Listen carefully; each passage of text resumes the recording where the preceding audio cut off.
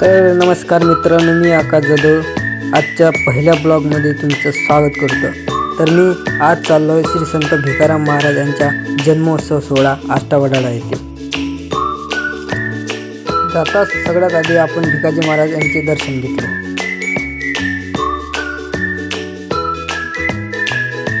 त्यानंतर आपण गेलो महाप्रसादालयाकडे। इथे हजारो भक्त महाप्रसाद घेण्यात येतात।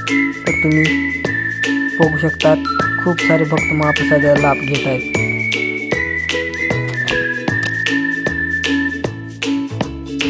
त्यानंतर आपण गेलो यात्रा फिरायला। यात्रा फिरत असताना आपले न्यू फॉलोअर्स पण भेटले आणि त्यांना पण ब्लॉगमध्ये यायचं होतं, तर ते म्हणाले मला पण घेतात, त्यांना पण घेतले। मित्रांनो, भेटू नेक्स्ट ब्लॉगमध्ये। तोपर्यंत लाईक, शेअर आणि कमेंट नक्की करा। चला।